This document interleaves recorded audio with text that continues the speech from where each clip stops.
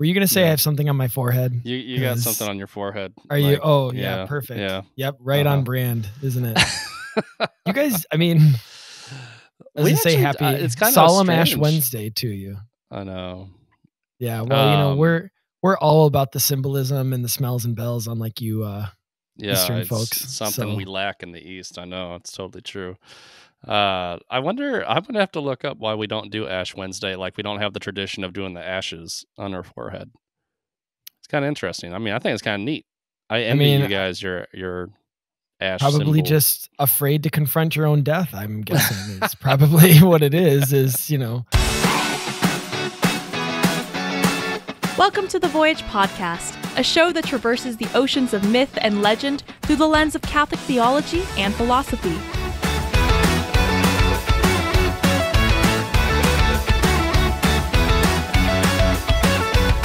Come aboard as we set sail in pursuit of the heroic life and Christian virtue, with your hosts, Mike Schramm and Jacob Platty.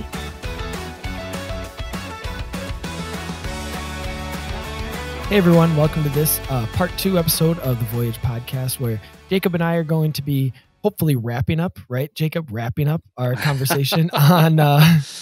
we'll see if I can do a better job this time than I did last time of getting through this movie. Not that it, by any means will it not be our last Studio Ghibli episode, but it'll at least be this sort of opening episode where we talked about Spirited Away on part 1, and we wanted to kind of tie it into the new Studio Ghibli movie, The Boy and the Heron, and so that'll be kind of what most of part 2 is going to be talking about, since we really didn't talk about Boy and the Heron in part 1 at all, unless you were kind of referring to it as part of general Studio Ghibli comments, right, Jacob? Yeah, that's true. And that became kind of obvious as I was preparing the outline. It became this behemoth kind of document, because there's just so much to mine in these movies that even before we started last episode, it's this is gonna be a 2-parter. But I loved these movies enough to rate it, I think, and so we're gonna stick to that plan, I suppose. And at least this time we won't have to cover some of the stuff, like some of the cultural context, because we did spend a good amount of time last time talking about Shinto and paganism, and how Japan is a fundamentally more pagan culture, just even in its recent history, than we are in the West. And so how the flavor of Studio Ghibli films they're just different. It's a different flavor than what you'd find in. I compare it with Disney flicks, because I think Disney is kind of like the ultimate. That's a West versus East thing. Yeah. Sure. Studio Ghibli is very much to Japan what Disney is to us, So I've been told, right? But I definitely get the. That wasn't an original Jacob insight that we all pay for. That wasn't one of those. Oh man, I know. Honestly, if I ever start spouting original stuff, I have to turn in my Eastern Orthodox card. I was going to say, that's breaking with the tradition. So that's right. Yeah, I don't trust myself anyway, right? Everything I say is plagiarized. What you're supposed to say is Western innovations is what you meant to call it. Yeah. Once you start spouting Western innovations or modernist Western innovations. We don't want any of that nonsense. like our theology. Oh boy. Like putting ashes on forehead, right? Oh wait, no, that goes to the Old Testament. That goes to the Old Testament. Oh, okay. All right. Nice save. Anyway. So, all right, let's try to get into it and see if we have time to talk about this movie. Walk us through the Boy and the Heron a little bit. Well, and again, I know you've done some of these, a little bit of the background. Well, you did a little bit of the background in part 1, just talking about, a lot of it is based off of biographical information, having to do with, flying and planes and World War II and displacement and stuff like that. But so, sort of just airdrop us into that, if you will. No pun intended. So you haven't seen this movie, unfortunately, and I'll let Mike get away with this, folks, because it had just come out. Yeah, it had just come out, and some of us, aren't going to the theater all the time. Aren't able to get to the theater all the time. Their priorities are askew, right? So that's okay though. This is going to be one of those episodes where I know everything about it, and Mike just kind of nods along. So nice little inversion of... It's nice to have those once in a while, right? Have those every once in a while where Jacob knows what he's doing. Yeah, well, I gotta pay my dues sometime. All right, so this movie opens in dramatic fashion with Tokyo being bombed by fire, right? And we witness the death of the main character Mahito's mother. And then we flash forward to him being brought out to the country, which has definite vibes with like the Pevensey kids coming out to the countryside with the London bombings. That is an interesting parallel. It's just immediately where my head goes. Yeah. Well, and what's funny is, they're the good guys and they're getting away from the bad guys. But in this case, who's the good, the bad, and who are the good guys and the bad guys, right? Yeah, really. Man, I guess it's all relative, eh, Mike? Some more Western innovation. Just a difference in perspective, we'll say. Yeah. No, but it's a really interesting kind of parallelism there. But he's being brought out, but he's also being introduced to his new stepmother, which happens to be his aunt, because his dad has We're getting into fairy tale. We're going down. Well, this is not even fairy tale. This is just good old fashioned history, because frankly, all cultures used to do this. The Old Testament has this. This is in the Torah. It's where the father, the husband, or how would this go? If the husband dies, then the woman is given to the brother, right? Yeah. Stuff like that. And it has to do with being able to take care of the family. It also has to do with like bearing the family line. In older cultures, ancient cultures where, keeping the family bloodline pure, super important, and things like that. And because we're talking about Japan being basically an ancient styled pagan nation up into World War II is like the transition phase, a part of the transition phase, part of the era of history in which Japan is modernizing, kind of the tail end of it. But hey, societies don't modernize overnight. And what we have in The Boy and the Heron is just a historical styled example of a father taking the sister in order to keep the family intact, basically.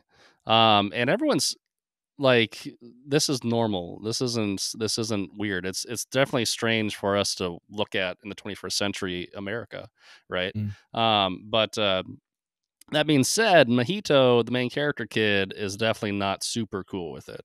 He is still mourning the loss of his mother. She is her name is Natsuko, and she is pregnant. So he's gonna have a baby brother cousin.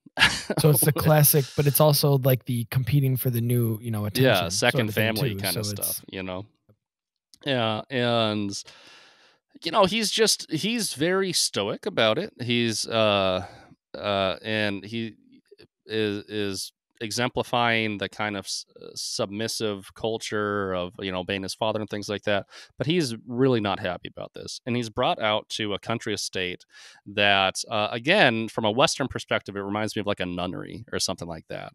And I admit I haven't really looked up exactly what we're looking at here. I don't know if it's just like the father's like country estate and they just has a bunch of old ladies serving there like servants, or if they're displaced, or if they're I actually don't even know why there's a bunch of old women there, but there is, and it looks like a nunnery, basically. It looks like a convent.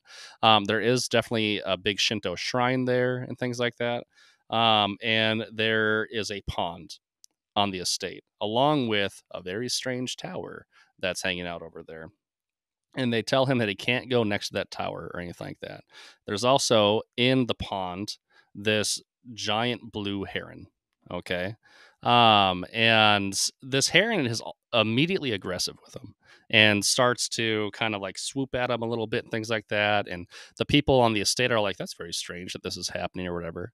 And the film takes a good amount of time just like watching this kid hang out in his new environment. He doesn't get along with the kids at school. In fact, he gets into a fight on his first day, and on his way home, in an act of just impotent aggression, he picks up a stone and he bashes himself in the head with it. and blood splurts out. It's like a very like violent moment in an otherwise really, really serene, because it's all like super beautiful nature countryside stuff, right?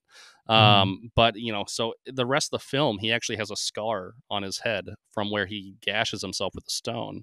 And that's obviously becomes pretty symbolic for themes that go on in this movie as it continues. Yeah. He gets home. He decides he's going to kill that heron. Meanwhile, that heron has started to talk to him and be like, hey, I can take you to your dead mom. You should follow me, kind of thing. So already strange things are happening. The frogs come back. Like, he goes down to try to shoot the heron. He like learns how to like make a bow and arrow, and he goes down to try to shoot the heron. And all of a sudden, all the wildlife in the pond like rises to the surface and is like, come with us, or something. They start chanting at him. All these frogs. Well, these frogs come out and like they cover him from head to foot. He gets like covered in frogs, kind of thing. Well, and you mentioned this in the Spirited Away discussion, where the frog is a common symbol, right? Because of the word for it, it's a pun. It is, yeah. It's the same word as return, like the same vocalization as the word return. And so evidently, I'm actually not a super expert on this, but what I learned when I was just kind of looking into this stuff is that it becomes a pun in Japanese culture for basically, seems to me like a liminal space, which also makes sense because they're amphibious, right? Frogs I might be reading this into earth and water. Right. But it's hard for me not to read the obvious liminal symbolism into that. But basically the idea is either a kind of like portent, like, hey, turn back now if you dare, or it's more of it can either be that, or it seems like it can also be kind of like a karmic thing. Where it's like, and the liminal space to thing is fitting, right? Because it's him sort of reconciling the death of his mother, but also a sort of return back to normalcy, because they had to have this big move because everything he had known was taken away, not just his source of security and mom, but then his home as well. And so he's in this sort of new space that he kind of has to move to, which again, this does fit well with Spirited Away, where the girl is going through this sort of like growing up, right? Leaving childhood behind. And who does she encounter, when she goes to this kind of fairy world, is all of these different frogs, right? These anthropomorphic frogs. And so it is, we can see how it sort of fits in both of these sort of places. Well, and one of the things that we talked about last episode is that if Spirited Away is kind of like a Japanese fairy tale and presents the world of the kami, the gods, spirits, angels, all of the above, they all fall under the umbrella term of kami, ancestor spirits, any type of spiritual force, nature spirits, it's all kami. It's all just flattened into one concept, which I don't think is actually all that different from the understanding of spirit in the West either, when you really dig into it. But we tend to, have different categories for things. It presents the world of the kami as like the land of fairy, kind of, in Spirited Away. Whereas what The Boy and the Heron is going to do is also going to be an underworld tale, but it's going to present the world of the kami as eternity, as the afterlife. We're going to get much more, which is why these two films are a perfect back-to-back double feature. Because you have very similar themes of personal growth and going on a journey into the supernatural and coming back out grown up and things like that. So classic hero's journey type stuff. But it focuses on two sides of this coin, whereas like some tales it's more of like a fairy tale, and some tales it's more of a metaphysical kind of reality. And so The Boy and the Heron is the metaphysical side.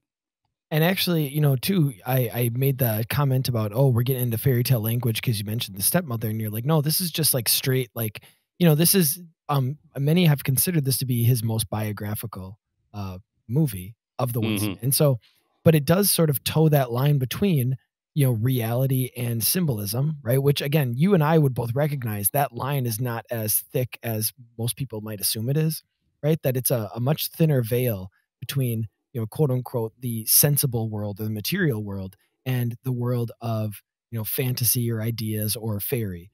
And so this is where we get a good example of that, where we have, this person is going through in many ways a very real life situation, or it was a real life situation for so many, but is also kind of having these equally real, fantastical experiences.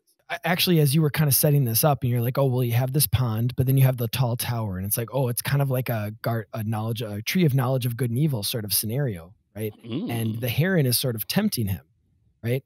And you actually say the heron is like, this is just from your outline that the heron is a trickster figure. And if you remember from our trickster episode, right, we talk about how the trickster is, that catalyst for change, the one who sort of causes the, who causes the disruption in the story, and how we were talking about how it's not supposed to be a moral or immoral. It's an amoral figure. Now, obviously the change that can be brought about can be for the worse, but God becomes this master trickster where he brings the long about change ultimately for the good. But the serpent in the garden is the trickster figure in that myth, in the myth of the Garden of Eden. Again, not saying it didn't really happen, not saying Genesis isn't real, blah, blah, blah. We've already gone through all this, all these disclaimers. Sure. The serpent is the trickster figure. And it seems like you have a very similar situation with the heron. Well, no, it's actually such a good point you bring up, because he is a malevolent, right? And part of the story is going to be the reconciliation that happens between him and Mahito, the main character boy. But he is also used by another character called the great granduncle, who actually says, hey, take this boy into the afterlife, basically. And so he pairs them together. We're almost there in the actual script, so I guess I'll just keep flowing the script so we can get to that point. But you've anticipated some really, really interesting things about that are super accurate, from what I can tell, just being able to read that into the story from other symbolism type things that we've talked about in the past. He is told, so all the creatures, all the frogs and all that, they come up and swallow him up, basically, and he passes out, and he, it starts to get pretty dreamy, right? And he has this dream that he sinks underwater kind of stuff, and when he wakes up, he's in bed, and his stepmom is sick from the baby. Right? She and everyone in the family's like, oh, she's going to be fine. She's going to be fine. But frankly, I think the story doesn't make that case. I think that the kind of the nannies or whatever are just trying to assuage him that things are going to be okay. But she's dying from complications related to her childbirth. And so he eventually ends up witnessing her walking towards this tower on the edge of the property, very surreally. Suddenly she is walking into the woods to this tower that's you're not supposed to go there. He tried to go there once already, chasing the heron, and the nanny people brought him back, saying, no, this is a dangerous place. This is, you can get hurt out here, so you're not allowed over here, kind of thing. But then he witnesses his stepmom walk to this tower. And when he gets there, there's a doorway that wasn't there before. It's got a line from the Divine Comedy that's a reference to the gates of hell. That's I am made of divine power. And I think that line comes right before, abandon all hope, ye who enter here. So it's part of the prologue to the gate of hell kind of thing. So Miyazaki, the director, seems to be borrowing that line, but really putting a pretty obvious, he doesn't focus on the more Western popular line of abandon all hope, ye who enter here. Instead, he's not basic, yeah. He focuses instead on the idea that this gate to hell is made of divine power kind of thing. That strikes me as a very Eastern thing to do, because they don't have the same kind of value system that Western Christianity, Christianity in general, has brought into the West. And so, the underworld isn't, it's basically just a realm of exploration, you know what I mean? Or a place where the gods live. It's not hell per se. It's an amoral description. Exactly. Yeah. But this movie, this is what's funny to me, is it seems like some of the earliest reviews that I read of this movie um, didn't seem to understand that it was an underworld story. That they talk about it as like a they're looking at this more like an Alice in Wonderland type story, like we talked about in the past. I think that Spirited Away can easily be called an Alice in Wonderland type story. I also think that it was easier for people just kind of like go along with it. Well, superficially, you've got the young girl. It's the growing superficially, up. It's easier to follow. Yeah. Mm-hmm. Whereas The Boy and the Heron, you got a lot more from some of the early reviews that I read of just like, I don't really know what happens, but I know that it felt big, right? So they were talking about it more like, it's poetic and like it doesn't necessarily have to make sense, and it's more, this is Miyazaki in his old age, his final film, and he's creating like a truly artful masterpiece that relies more upon the emotional logic of it than the rational logic of it, stuff like that, right? And I think it's because they just weren't picking up on some of this textual stuff that seemed really obvious to me. And I'm not saying that because I'm all snooty, oh, I know what I'm talking about. It's just like the movie really beats you over the head that this is the afterlife. Like repeatedly beats you over the head. If you felt like you didn't have to work hard to find it, then you almost like second guess, like, well, wait, I mean, it's like, supposed to be? It's like, because so like when he's just speaking right to you. That's all. I guess so. I guess so. He goes to the tower, and he confronts like the Heron's like, hey, I got your mother. She's laying on this couch, and he goes out to touch her, and she dissolves into liquid, right? And so it's like, you tricked me, because he is a trickster type character, and he shoots him with the arrow. It wounds him in the beak, and it takes his ability to fly away. Mahito does. Oh, also, one of the nannies, let's see, her name was Kariko. She journeys with him. She sees him going. He's like, I gotta go after my stepmom. She walked away, kind of thing. And so she goes with him into the tower. At this point, there is this old man in the sky. So they're inside this tower. You look up, and there's like an observatory type space up there. And there's this old man, gray, giant mustache. I don't think he has a beard, but he's a very Eastern version of like your stereotypical Western sky god figure, right? Okay. And he's like, take him to find his stepmother. I assign you to him, kind of thing. So he is this basically godlike figure in these scenes, and I mean that from a very Western perspective. I don't think that Miyazaki is presenting him as like God the Father, but I do think that is because the Shinto religion and the religions and the paganism that influences Japanese culture is way more about ancestor worship. It's way more about how the ancestors control our lives. And so they don't have an approximation of like a personalized God the Father figure. But what they do have is the ancestors and the kami dictating the natural world around us and the lives around us. And even going back to the Joseph Campbell hero's journey thing, like there is a step on the hero's journey that's just atonement with the Father. And even though Joseph Campbell is coming from a, like he was a Western person, or he did grow up in with a Catholic background, he wasn't imposing that onto the myths that he was investigating. Like he was trying to, come into every myth that he had and trying to see what's the thread that weaves them all together, not impose a Christian or a Western viewpoint onto all the other myths. Sure.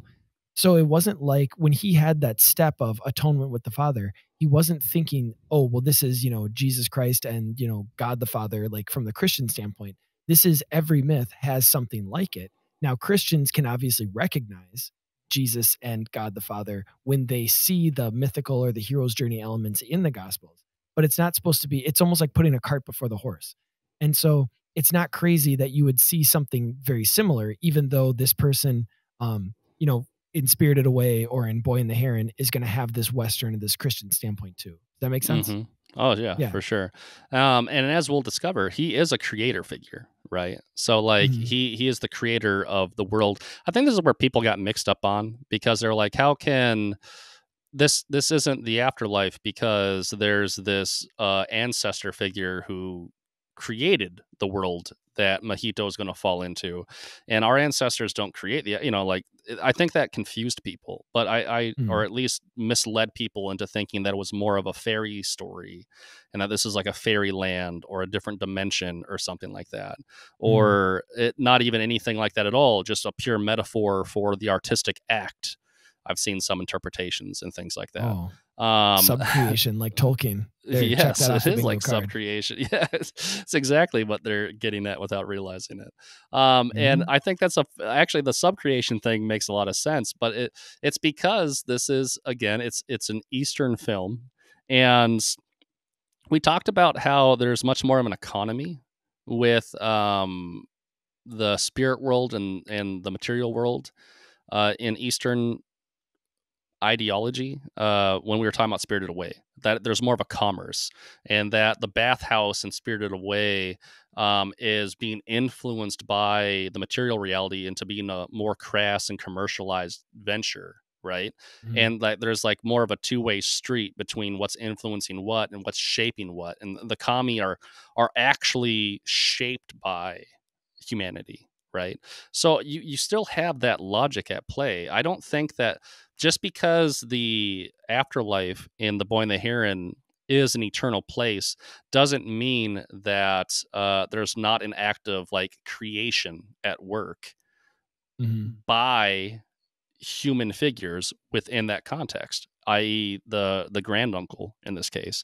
Like, he is a creator of the world, and he is shaping that world and making, let's say, that version of eternity, right? But it doesn't mean it's not eternity. This actually, so this does kind of get into, and I don't want to go too far afield because this isn't the point of, of this story or what you're trying to say, but there is an interesting point to this that, not just Catholic philosophers, but or Catholic philosophy, but a lot of philosophy does make the distinction between creation and movement, where, creation, and again, this was Aquinas's view, and historically the traditional Christian view is that creation wasn't just one moment in time. Creation is continually happening. And so you could say that God is, even though we refer to Genesis as the creation story, it's like creation is continually being upheld. It's not just it's not the watchmaker winding it up and then letting it go and then creation is over, right? It's that creation is constantly being upheld. So creation is continually happening at every moment. Sure. And from where is it being upheld? It's being upheld from eternity, right? And obviously from a Christian standpoint, we'd say that it's God who is in eternity upholding creation. So it's not that God did create. God is continuing to create, even though we're experiencing time moment by moment. We're experiencing movement, right? Or the universe is experiencing movement, right? Yep. You can even scientifically, that's kind of what the Big Bang is built on, is movement. Sure. But creation is distinguished from that it's not just a one-time thing. It's a continual, right? You could say it's an eternal thing. Well, and this is a good example of how I think trying to get into what the Studio Ghibli films do really well, and that I think are super valuable for anyone to watch, is trying to get people out of a Western mindset. And in this case, that kind of means getting back into like a pre-Christian pagan mindset, like that Studio Ghibli has. But like I said last episode, I think that Christianity has way more in common with paganism than it does with modernism. That modernism is this nihilistic, dead place. And Christianity is not dead, and it's not nihilistic. Common in the sense that it's much easier to evangelize pre-Christian paganism than it is post-Christian modernism. Well, and there's still there's the same vantage of reality. You're operating from like two sides, different sides of the battlefield, so to speak, right? But you're on the same page, if you will. You're on the same battlefield. Whereas modernity is this much bigger, darker, and alien reality. what I would say is that with Studio Ghibli, you really get a sense that the world is alive, and that we really are eternity. It's porous. That eternity is shaping the world, and we're shaping eternity. I actually think that we can take some really good lessons from that. The veil is thinner. Yeah, the veil is thin, and we would both refer to that as a sacramental view of reality. Yes, right? And absolutely. it's the image that, because when I teach sacraments to students, the image that I use is the iceberg. And it's not, I didn't make it up. It's a very common image. When people try to teach, not just that this sacrament or that sacrament, but when you just try to teach, like, how do we have a sacramental view in general? And then that makes the acceptance of the power of baptism or the power of the Eucharist more palatable, is think of an iceberg, right? 90% of the iceberg is under the water. What you can't see doesn't make it less real. It just makes it less visible. And if you looked at all of reality as an iceberg, where there's a lot more that you can't see to it, that's informing it, that's shaping it, than what you can see, then it's going to give you a much deeper appreciation for the world, for creation, for nature, but also realize that it's not in and of itself, it's not everything. There's more to it. Mm-hmm. And sometimes you just need even to taking your idea of like, hey, we have this idea of time, or what we're able to see, our experience, but behind that veil, there's a lot bigger world, or a lot bigger eternity to it, right? Outside of time. That's the 90% of the iceberg. And we're just experiencing that 10% of this time, like, in the character in the story, or us as individuals. Sorry, I mean to. That's a perfect. No, I'm actually so glad you said that, because we're just experiencing this point in time. That comes into play with the way that eternity is represented in The Boy and the Heron. So what you get, they're in the tower. The old man in the sky is like, "Hey, take him to find his stepmom," and all of a sudden, all the floor turns into liquid, and he sinks under the waves of the now oceanic floor. Underworld stuff, all over the place, and arises, onto a shore, which is an island. And there's a classic painting called the Isle of the Dead. I think it's from the 19th century. Someone look it up sometime. But like it's got big fir trees, I don't know my trees very well, but like they're coniferous trees. They're really tall. They're like the trees that people decorate their fronts of houses with. They're like tall, pointed, cone-like trees. Anyway, cypress trees. Cypress trees. There you go. Did you look it up? I did look it up. Yeah. Okay. The Isle of the Dead. I'm looking at the image too. Who painted it, just for the audience? Oh gosh. Okay. Arnold Bachlin. Arnold Bachlin is how. I don't know if it's pronounced correctly. Bachlin or Boklin. I better verify that you're looking at the right thing here. I mean, it's Isle of the Dead painting. Yeah. Anyway, and it's got the big trees on it and all that. Yeah. Yeah. So anyway, that's what the island looks like. It's taken imagery from that. I was watching it with a friend though, and he's like, that also looks like the giant graves of England, where like you have like Stonehenge looking monoliths that ironically also invoke the Shinto. I forget what they're called now, but they are a classic Japanese symbol. They're a torii gate. That's what they're called, a torii gate. And it's the Japanese looking thing where it's like the two poles, and then it's got a post going across the top of them. Kind of looks like a pi symbol. So, wow, that just hit me. That's in the Boy and the Heron. These look like Stonehenge looking stones, but they're also shaped like torii gates in the Shinto religion. So I'm gonna have to noodle on that. But anyway, this island is kind of a crazy, like, just all the different like connections between all those things, because you will see, people will plant cypress trees in cemeteries. You'll see torii gates used in like as entryways to cemeteries. So this idea, like, that it's called the Isle of the Dead. I mean, none of this is accidental. That's Western. Well, and the movie doesn't call it that, but it's clearly invoking that painting, because it looks like it looks like that painting, right? And so again, it's like we're in the underworld, folks. We're in the underworld. I don't know why no one was like, "Oh, this is a story about a boy going to get his dying stepmother back from the underworld," but that is what this is. That's what this story is.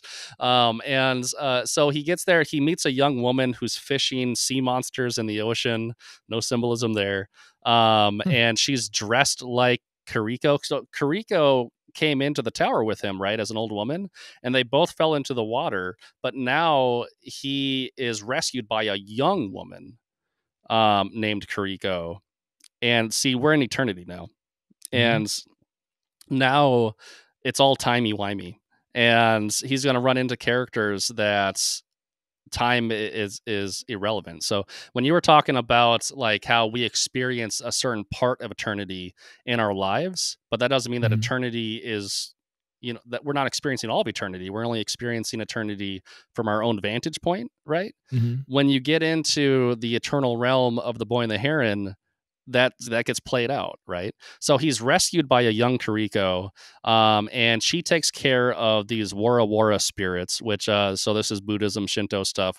These are pre-incarnate human souls, and there are pelicans that are eating the souls. So during the Spirited Away thing, we talked about how there's the implication of the souls eating the dead, the kami eating the dead.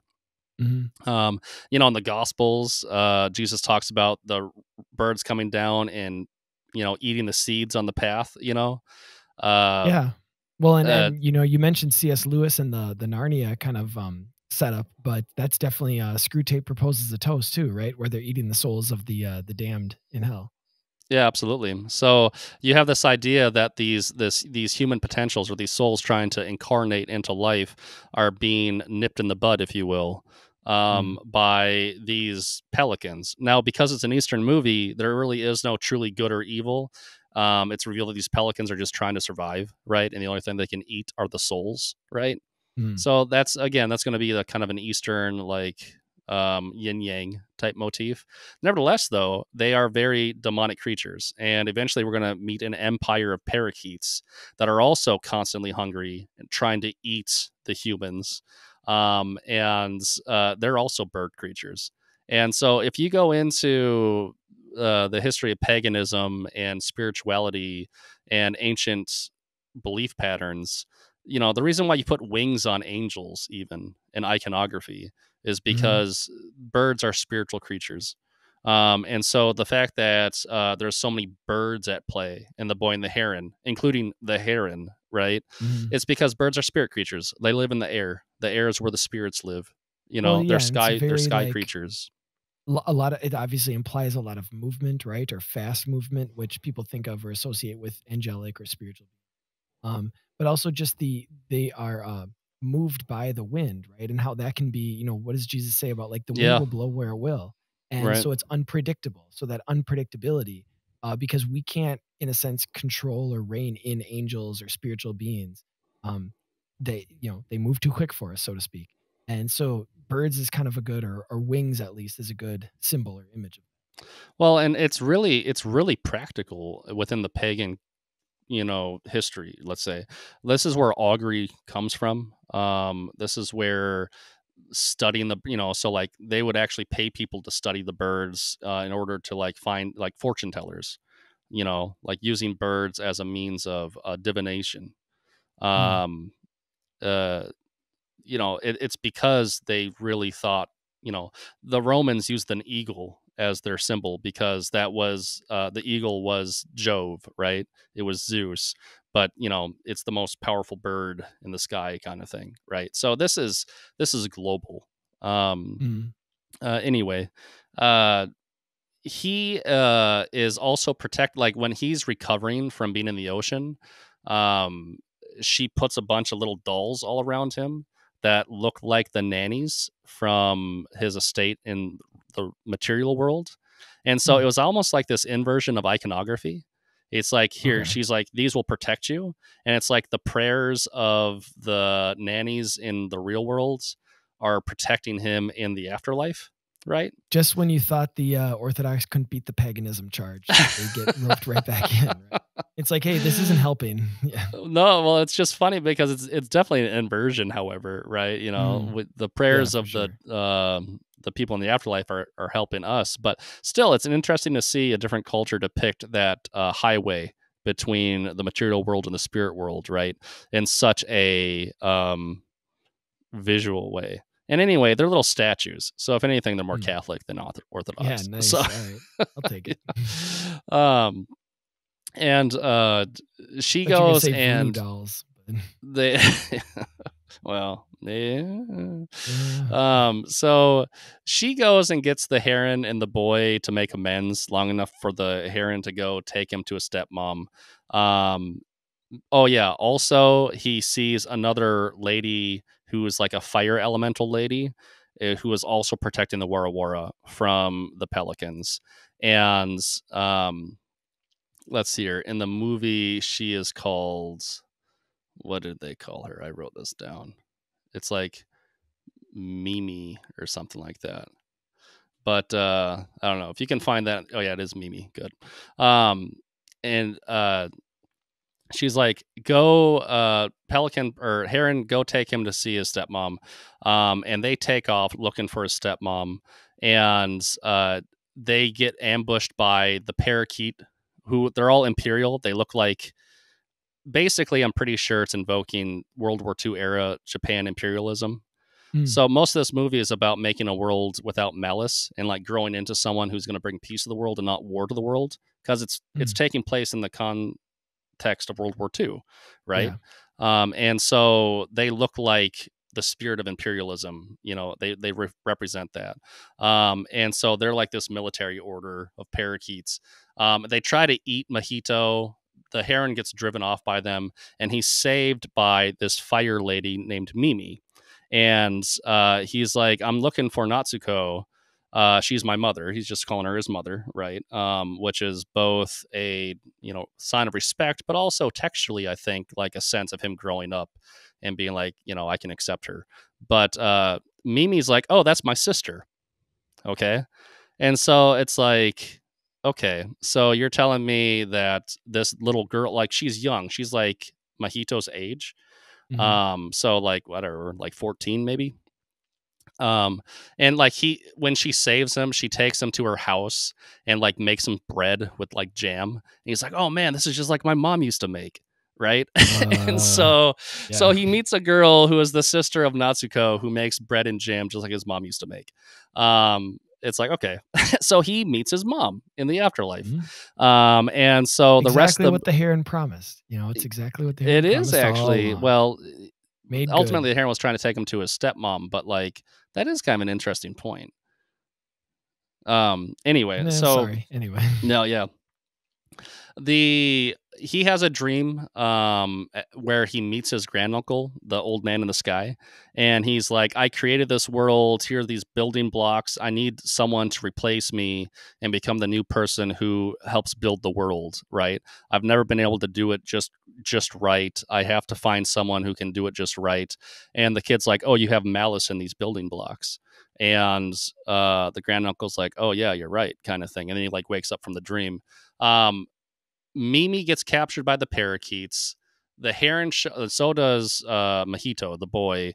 The Heron shows up and rescues Mojito. They go after to try to find Mimi, who has been brought to the granduncle because the parakeet empire people want to use her as leverage because she is the ancestor. She's the niece of the granduncle. She's like, hey, we will exchange your niece back to you in exchange for control of the blocks so that we can have control of reality.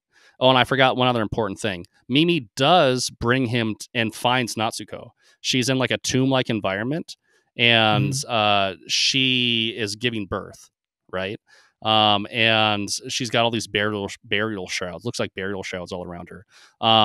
Those shrouds attack Mojito because he's a living person in the land of the dead. And she's at this tomb giving birth because birth is how she's being killed and things like that.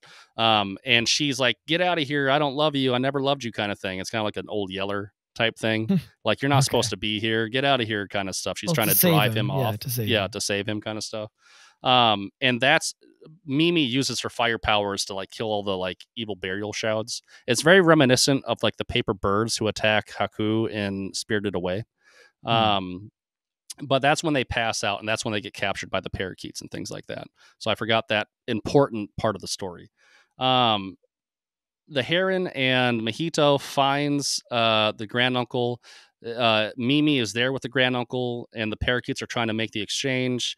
And the granduncle's like, hey, I made new building blocks and they don't have malice in them anymore.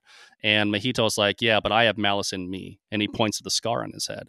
Right. And so he's like, see, the problem isn't with the world. The problem is inside me. See, that's why this is an original sin story. This is the Heron is the serpent. It is. The line between good and evil goes to the heart of every man, to use is across every person's forehead. Or across every person's forehead, right? The parakeets lose their temper. They try to take the blocks by force, and it results in a cosmic flood, and the whole world falls apart. Like my gosh, we're just racing through the Book of Genesis. Yeah, it's crazy, dude. It's crazy how this plays out. The granduncle. It's just another way to show how ubiquitous these stories. Like again, you can't avoid these just human, stories that we happen to.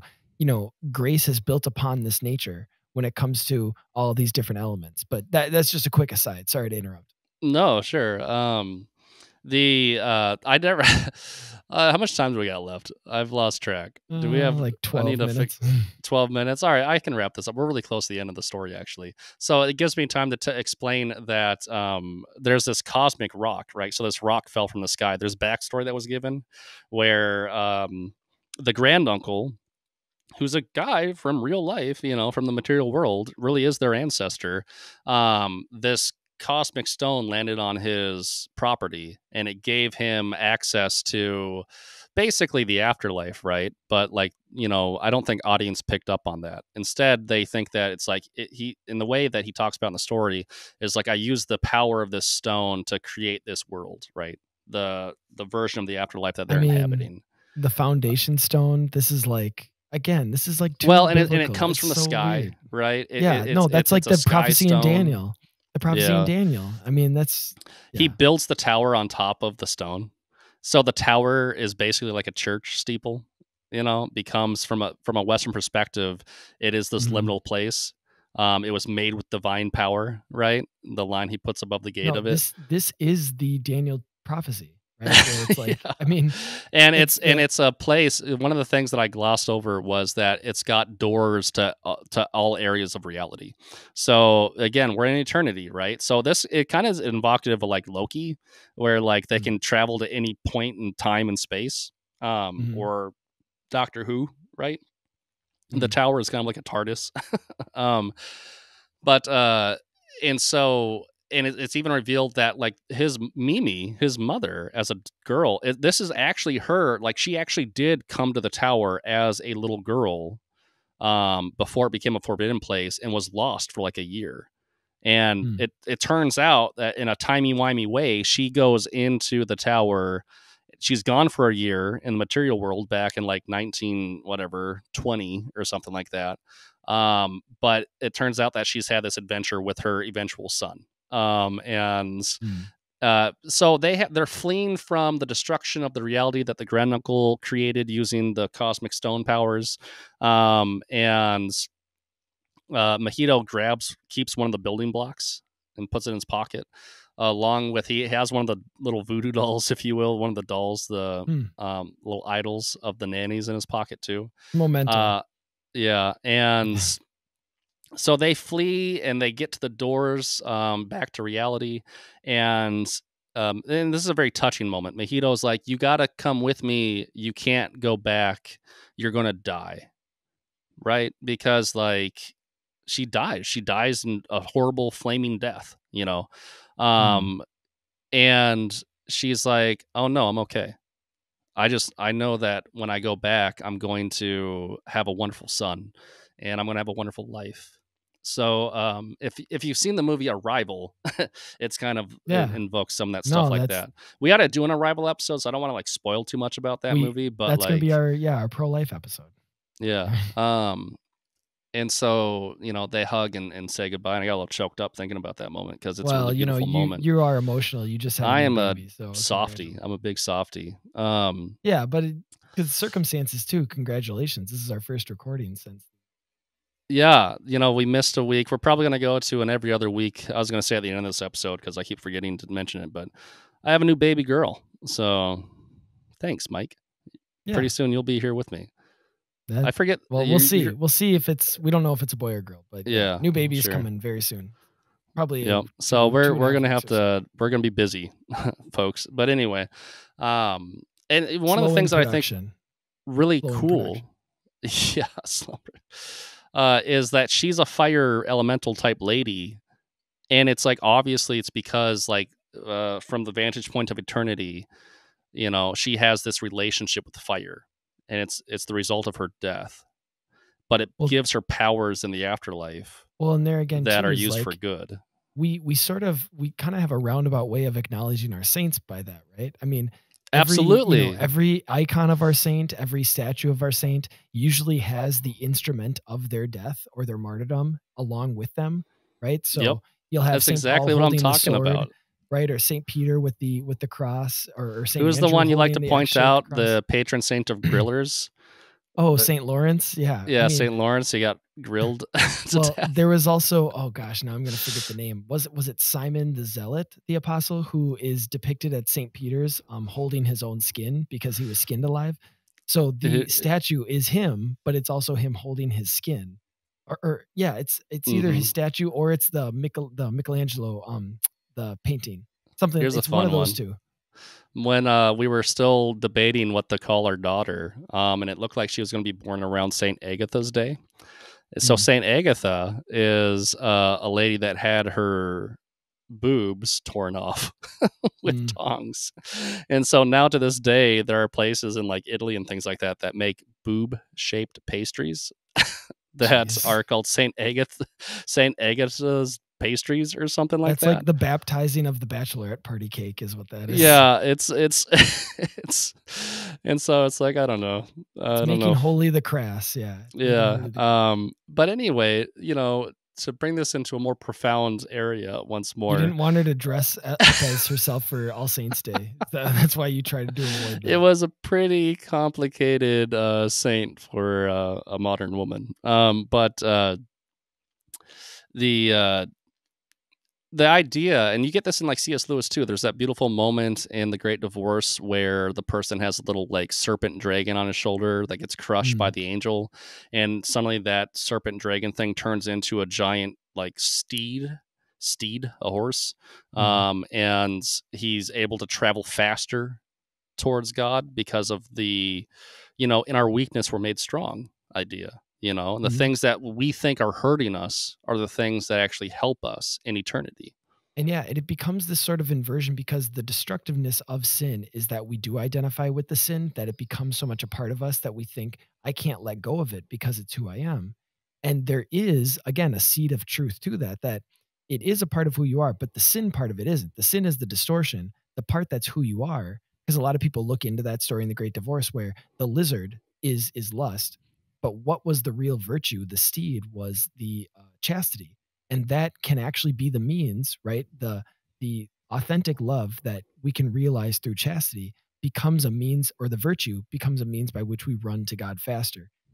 It still is a part of us. In a sense, the lizard was still a part of him. It just wasn't ever supposed to be a lizard in the first place. And so, yeah, like all of our sins, I would grant to somebody, yeah, it is a part of you. But the sin part of it isn't. That's the distortion. Yeah. The virtue is the part that God made you with, right? Or that God has put into your soul. So it becomes this really beautiful symbol within the movie. The fact that she has this connection with fire and eternity and how that plays out. And so anyway, they say goodbye. You know, they had grabbed Natsuko on their way out, basically. And so he returns to the material reality with his stepmom.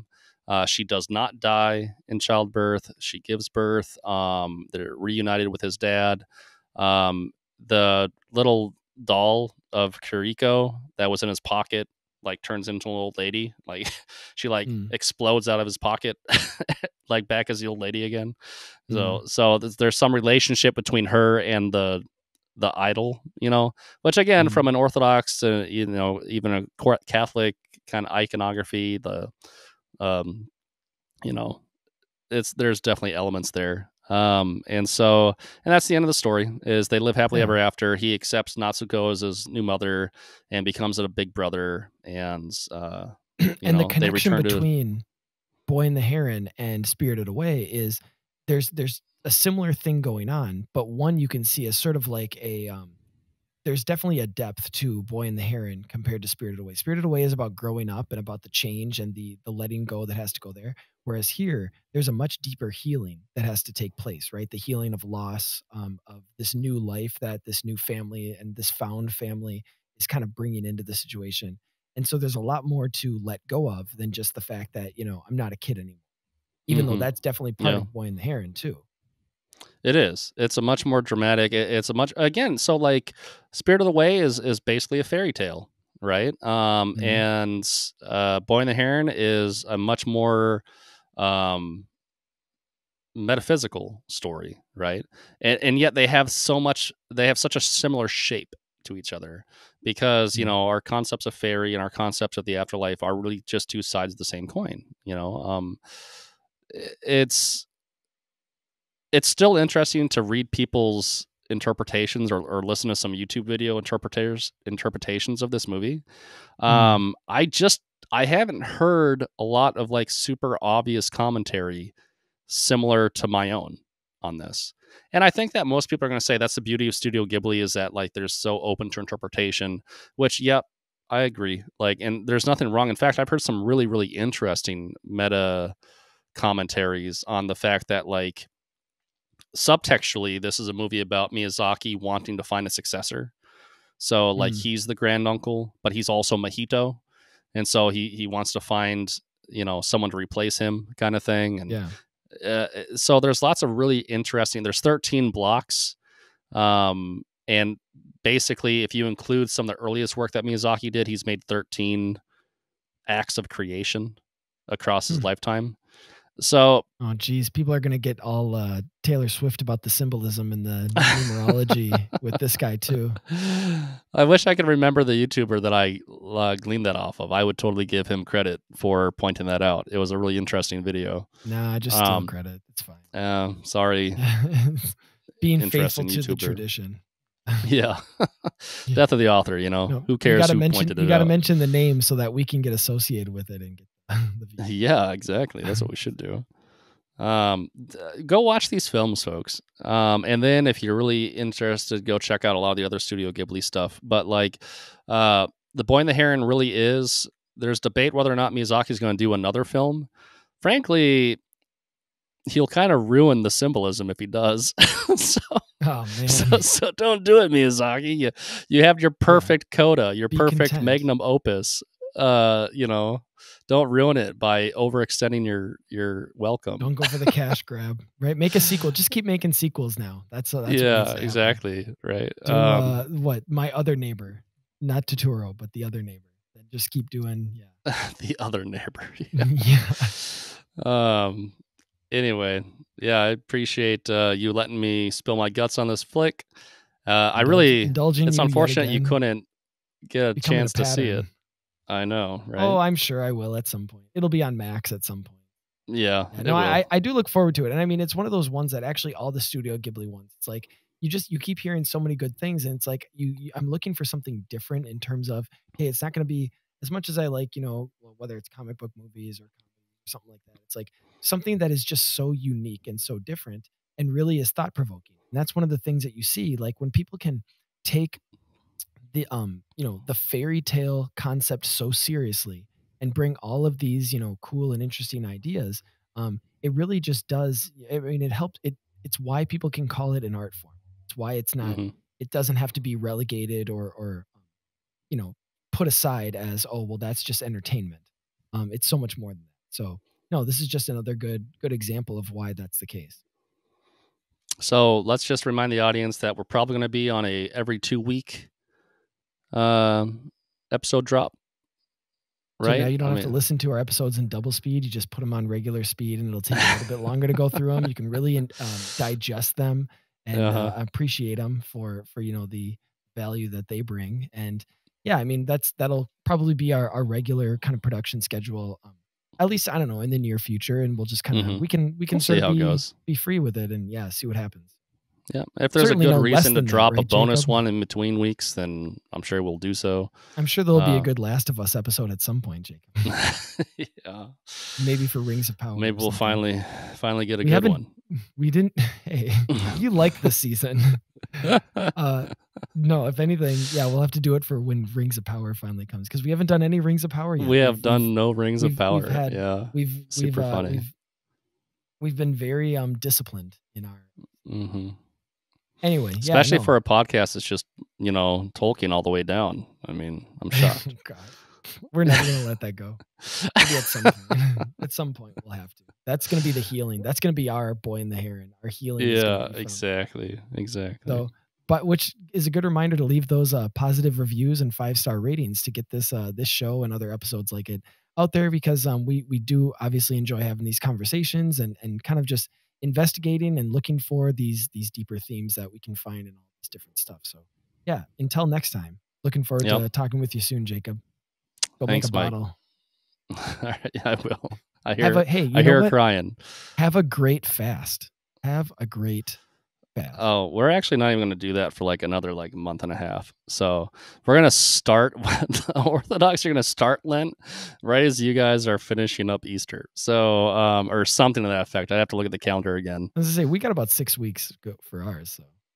So. No, I mean, I'm not in Lent. I'm not going to be in Lent for a month and a half. And then there'll be 40 days of Lent, and then there will be Pascha. That's so crazy that it's so different this time. It's about as wide of a difference as you can get between the East and the Western calendars. It's because we're doing it the right way, and you guys have this weird, all right, I'm pressing newfangled Gregorian calendar. I'm innovators. Stop on the record now.